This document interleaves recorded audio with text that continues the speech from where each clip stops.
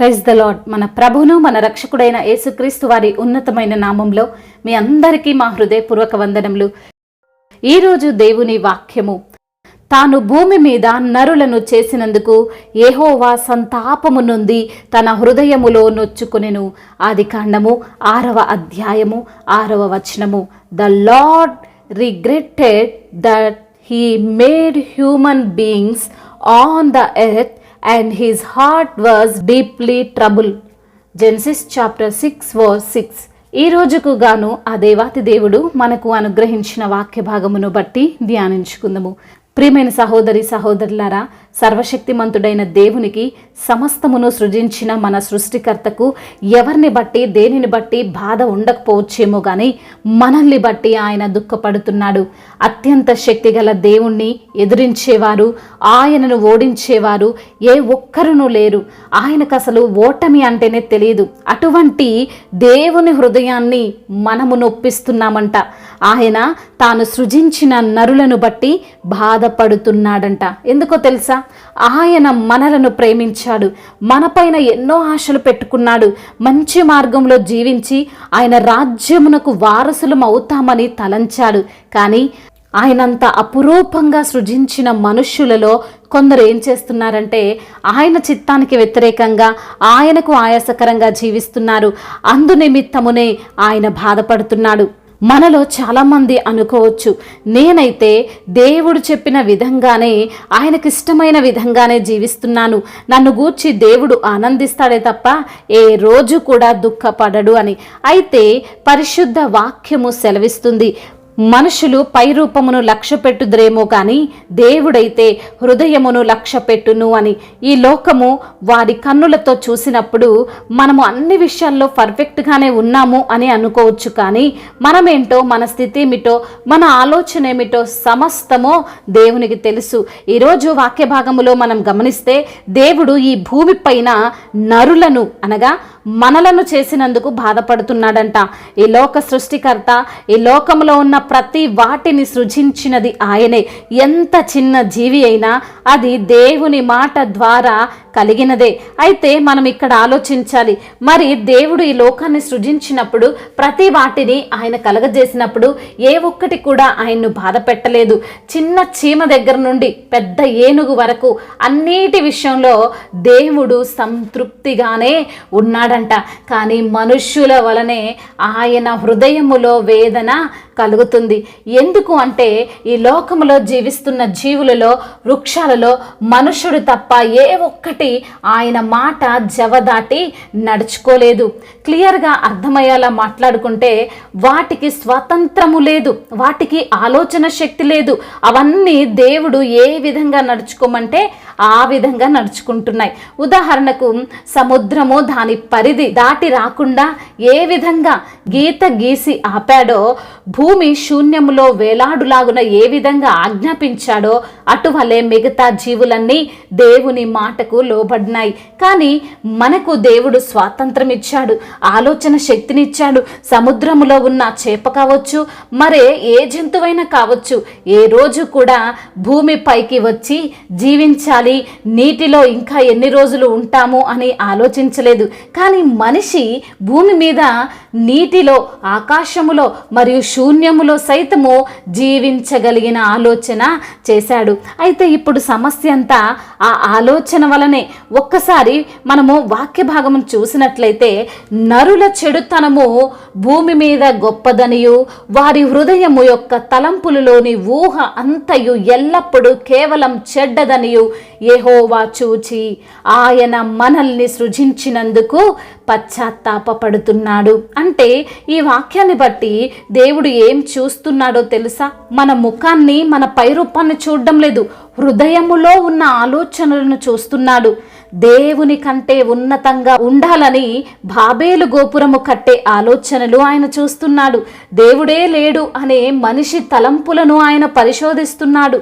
దేవుడు చేయొద్దు అన్న క్రియలు చేయాలనే దుష్ట ఆలోచనలు ఆయన కనిపెడుతున్నాడు. ఇతరులకు ద్రోహం చెయ్యాలి అనే మనస్సు ఆయనకు తెలుసు. ఇలా మాట్లాడుకుంటూ పోతే అనేకములు మన హృదయాలలో దేవునికి వ్యతిరేకంగా ఆలోచనలు పుడుతున్నాయి. అటువంటి ఆలోచనలు బట్టి ఆయన ఇప్పటికీ బాధపడుతున్నాడు. ఎందుకు సృజించానా అని కృంగిపోతున్నాడు. ఈరోజున ఈ మాటలు వింటున్న నీవు అటువంటి జాబితాలో ఉంటే, ఆయన హృదయాన్ని నొప్పించే ఆలోచనలు కార్యాలు చేస్తుంటే ఆయన సన్నిధిలో పశ్చాత్తాపడు. ప్రభువా, ఇంకా ఎన్నడూ మిమ్మల్ని నొప్పించే విధంగా నేను నా ఆలోచనలు చెయ్యను అని తీర్మానం తీసుకో. అప్పుడు దేవుడు నోవాహును చూసి ఏ విధంగా ఆనందించాడో ఆ విధంగా మనల్ని చూసి ఆనందిస్తాడు. దేవుడు ఈ మాటల్ని దీవించి మన హృదయములో ఫలింప చేయునుగాక. వాక్య భాగమును బట్టి ప్రార్థించుకుందాము. ప్రతి ఒక్కరు కూడా ప్రార్థనలో ఏకీభవించగలరు. ప్రార్థన. సర్వశక్తిమంతుడు అయిన దేవ, సకల ఆశీర్వాదములకు కారణభూతుడా, ప్రేమగల తండ్రి, కృపగలిగిన దేవ, జీవాధిపతి, సర్వోన్నతుడా, మీకు వందనములయ్యా. ఈ రోజున నా తండ్రి వాక్యము ద్వారా మీరు మాతో మాట్లాడారు ప్రభువా. అయా, భూమి మీద నరులను చేసినందుకు యెహోవా సంతాపమును ఉంది, తన హృదయములో నొచ్చుకున్న వాక్యము ద్వారా తండ్రి మీరు మాతో మాట్లాడినారు తండ్రి, మీకు వందనములు.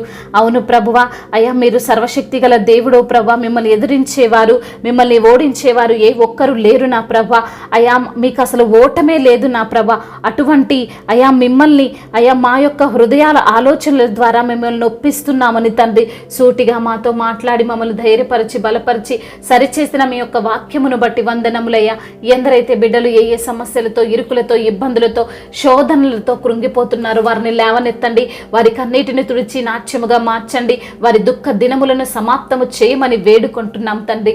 అయ్యా, ఎందరైతే బిడ్డలు అనారోగ్య సమస్యల చేత అయా బాధతో ఉన్నారో నా ప్రభువ, వారిని బట్టి ప్రార్థిస్తున్నాము నా తండ్రి. వారికి ఉన్న అనారోగ్య సమస్యను యేసు నామములో కొట్టివేయండి అయ్యా. సంపూర్ణ ఆరోగ్యం, స్వస్థత ప్రతి బిడ్డకు మీరు అనుగ్రహించండి అయా. మరణాన్ని కూడా జీవముగా మార్చగలిగిన దేవుడవు తండ్రి. ఎండిపోయిన ఎముకలకు సైతము జీవాన్ని పోసే దేవుడవు ప్రభ. అయా, ప్రతి బిడ్డకు తండ్రి మంచి ఆరోగ్యాన్ని దయచేయమని వేడుకుంటున్నాం. ఆర్థిక సమస్యలను కొట్టివేయండి నా ప్రభ.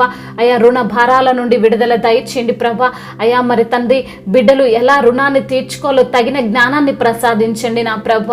అయా, అదే విధంగా నా ప్రభ, ఎందరైతే బిడ్డలు కుటుంబ సమస్యలతో ఉన్నారో నా తండ్రి, భార్యాభర్తల మధ్య విభేదాలతో అయా, మరి తండ్రి ఆస్తి తగాదాలతో, అన్నదమ్ముల మధ్య విభేదాలతో ఎందరైతే తండ్రి ఉంటున్నారో వారి మధ్య శాంతిని, సమాధానాన్ని కలగజేయండి, సఖ్యతను కలగజేయండి ప్రభ. ఒకరినొకరు అర్థం చేసుకొని అయా ప్రేమించే మనసు, క్షమించే మనసు కలిగి ఉండి అయా మీకు తండ్రి మహిమకరముగా వారు జీవించినట్లుగా సహాయము దయచేయండి అయా. కష్టాల నుంచి విడిపించే దేవుడవు అయా, నెమ్మదికరమైన జీవితాన్ని ప్రసాదించే దేవుడవు ప్రభ. అదేవిధంగా నా ప్రభ, ఎందరైతే బిడ్డలు నా తండ్రి జాబు లేక బాధపడుతున్నారో వారికి తండ్రి మంచి జాబ్ను దయచేయండి. కాంపిటేటివ్ ఎగ్జామ్స్ కి ప్రిపేర్ అవుతున్న ప్రతి బిడ్డకు మీరు తోడుగా ఉండండి. వారు పడుతున్న ప్రయాసకు తండ్రి తగిన ప్రతిఫలమును మీరు దయచేయమని బ్రతిమిలాడుకుంటున్నామయ్యా. చిన్న బిడ్డలను కాచి కాపాడండి నా తండ్రి. అయ్యా, యవన బిడ్డలకు మీరు తోడుగా ఉండండి అయ్యా. యవన వయస్సులో తండ్రి అయా పాపము జోలికి పోకుండా ప్రభ, అయా పాపములో జీవించకుండా నా తండ్రి అయా, మరి తండ్రి మీ యందు భయభక్తులు కలిగినటువంటి జీవితము, మీకు భయపడే జీవితము, మీకు లోబడే జీవితము, వాక్యానుసారంగా జీవించి ఆశీర్వాదం పొందే జీవితాన్ని బిడ్డలకు మీరు అనుగ్రహించమని వేడుకుంటున్నాం. ఇతర దేశాల్లో ఉన్న ప్రతి బిడ్డకు మీరు తోడుగా ఉండండి. అదేవిధంగా తండ్రి మా భారతదేశమును, తెలుగు రాష్ట్రాలను దీవించండి. దైవజనులకు మీరు తోడుగా ఉండండి అయ్యా. వారు చేస్తున్న పరిచర్యను నూరంతల ప్రతిఫలముతో మీరు నింపండి నా ప్రభువ. అవును నా తండ్రి, సంఘాలను విస్తరింపు చేయండి నా ప్రభ. సంఘానికి మీరే శిరస్సై ఉండమని వేడుకుంటున్నాం తండ్రి. అదేవిధంగా నా ప్రభువ అయ్యా, ఇంకా ఎందరైతే బిడ్డలు నా తండ్రి అయ్యా గర్భఫలము లేక బాధపడుతున్నారో వారిని బట్టి ప్రార్థిస్తుండగా సహాయము దయచేయండి తండ్రి. గర్భఫలము మీరిచ్చే బహుమానము నా ప్రభువ, అట్టి దీవెన బిడ్డలకు కలగజేయమని వేడుకుంటున్నాము తండ్రి. అదేవిధంగా గర్భిణీ స్త్రీలను దీవించండి అయ్యా. తల్లి బిడ్డలకు క్షేమాన్ని దయచేయండి. వృద్ధులను మీరు బలపరచండి. అనాథలను ఆదుకునే దేవుడవు అయా. విధవరాల పక్షాన న్యాయము తీర్చే దేవుడవు అయా. ఒంటరి అయిన వాడు 1000 మందగునని సెలవిచ్చిన దేవుడవు ప్రభ. ప్రతి బిడ్డకు మీరు తోడుగా ఉండండి, బలపరచండి, ధైర్యపరచమని బ్రతిమిలాడుకుంటున్నాం ప్రభువ. అదేవిధంగా సొంత గృహము లేని బిడ్డల కొరకు ప్రార్థిస్తుండగా సొంత గృహాన్ని దయచేయండి అయా. పెన్షన్ రాని బిడ్డల కొరకు ప్రార్థిస్తుండగా పెన్షన్ వచ్చేలాగా దయచేయండి అయా. ముఖ్యంగా మీ రక్షణను అయా, మీ రక్షణ భాగ్యమును ప్రతి బిడ్డకు మీరు అనుగ్రహించండి అయా. ప్రతి ఒక్కరికి మీరు తోడై ఉండి వారిని బలపరిచి స్థిరపరచమని అయా. ఏ సమస్యలతో ఉన్నా, ఇరుకులతో, ఇబ్బందులతో ఉన్నా అయా, ప్రతి ఒక్క తండ్రి ఇరుకునందు విశాలతను ప్రతి బిడ్డకు మీరు అనుగ్రహించమని బ్రతిమిలాడుకుంటూ తండ్రి ఇంతవరకు చేసిన ప్రార్థన అంతటిని మీ పాద సన్నిధిన చేర్చుకోమని మానాథుడు, సర్వశక్తిమంతుడు, సర్వాధికారి అయిన నజరేయుడైన యేసుక్రీస్తు వారి ఉన్నతమైన నామంలో ఈ ప్రార్థనను అడిగి వేడుకొని పొందుకొని ఉన్నాము మా ప్రియ పరలోకపు తండ్రి.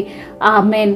ఈరోజు పెళ్లి రోజు మరియు పుట్టినరోజు జరుపుకున్న వారందరినీ దేవుడు దీవించి సకల మేలులతో, సకల ఆశీర్వాదములతో, కృపాక్షేమములతో, శాంతి సమాధానముతో దేవుడు మిమ్మల్ని నింపునుగాక. మీ యొక్క ప్రార్థన అవసరతలను మాకు తెలియజేయగలరు. మీ కొరకు మేము తప్పక ప్రార్థిస్తాము. మొదటిసారిగా మన యొక్క ఆదరణ వాక్యం చూస్తున్నట్లయితే తప్పకుండా సబ్స్క్రైబ్ చేసుకోగలరు. ఈ వాక్యం మీకు ఆశీర్వాదకరంగా ఉండినట్లయితే అనేకులకు కూడా ఈ వాక్యాన్ని పంపి మీరు కూడా దేవుని యొక్క రాజ్య సువార్తలో పాలిభాగస్సులు కావాలని దేవుని పేరిట మనవి చేసుకుంటున్నాను. May God bless you all. దేవుడు మిమ్మల్ని దీవించి బలపరిచి స్థిరపరచునుగాక.